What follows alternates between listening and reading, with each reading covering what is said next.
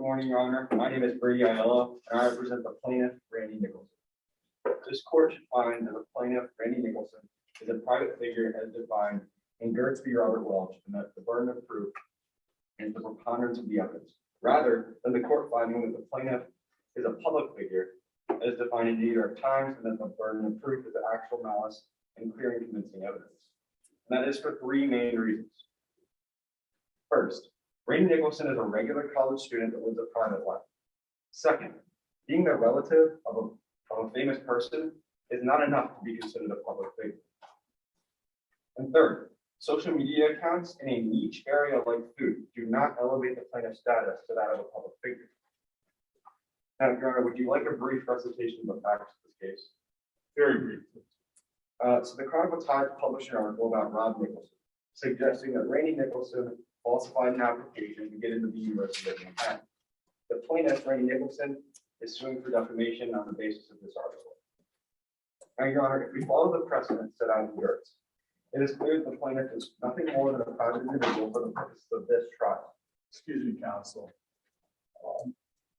Early in your remarks, you indicated that under the controlling authorities, a relative of a public figure is not himself or herself a public figure.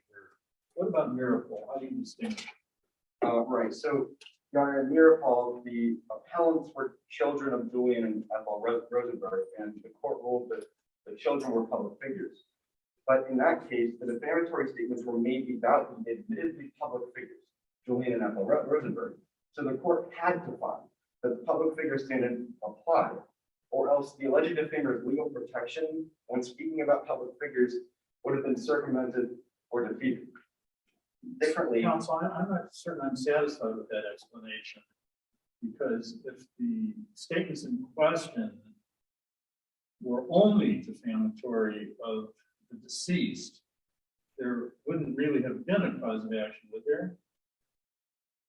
Weren't plaintiffs the children alleging that they themselves were defamed?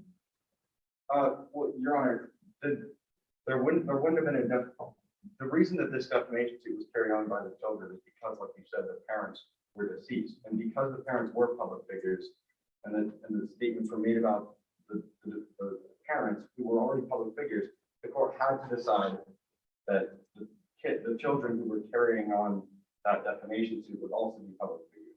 But did an action for defamation lie for damage to the reputation of the deceased parents? I'm sorry, could you repeat that, Your Honor? Yeah. Was there a legally viable action brought in the name of the deceased? Your Honor, there were defamatory statements made about Julian and Ethel Rosenberg with the disclosing of confidential U.S. information. So the appellants were the children of them, and they were carrying on a suit for defamatory statements made about their parents. So the court ruled that the children would be considered public figures. And I'm attempting to distinguish that today by saying that the court had to rule that because their parents were already public figures, and doing it any other way, the defamer's legal protection would be circumvented. You may reason your argument. And additionally, if that's not a distinguishing factor enough, I'd point to another case in Firestone, which is a Supreme Court case, and Mirapol is not, Your Honor. And in Firestone, the alleged defamatory comments were about the wife, and not the admittedly public figure, her husband. And that court decided that just by being related to a public figure does not automatically make a person a public figure. And that's most similar to Randy Nicholson's case, meaning just because Randy Nicholson is related to his father, who is already a famous professional golfer, he's not automatically considered a public figure, thus making him a private person. Now, to put it plainly, Your Honor, Randy Nicholson is just a college student. He hasn't performed any official duties connected with prosecuting the college admissions case, making him even more of a private person than the attorney in Gertz who appeared for a party to the lawsuit.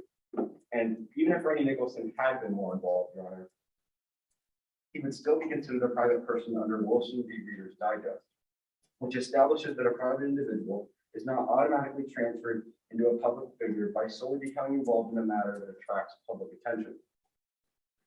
Your Honor, the defense may point out, like we just discussed, to the rules that we are called advisor, but in this case, it's just not true that to be the relative of a public figure, you're automatically transformed into a public figure.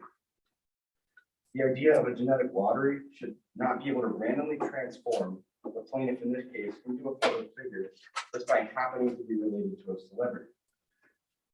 And Your Honor, Randy Nicholson's social media does not make the plaintiff a public figure and is completely unrelated to the subject and audience of the defendant's definition. The plaintiff is not a limited purpose public figure in this case because the social media accounts had nothing to do with the definition produced by the defendant. And we even get that standard from Wollongong versus Fairchild Publications, which says that when a person voluntarily involves themselves or is drawn into a public controversy, they become a public figure on a range of issues limited to public controversy. But in this case, the plaintiff has not used, I see that my time has expired, so I may just finish my. Certainly. Okay. But in this case, the plaintiff has not used his social media platform or his mass number of followers, which I'm sure my opposing counsel will mention, to inject himself into this defamation case. Thank you, counsel.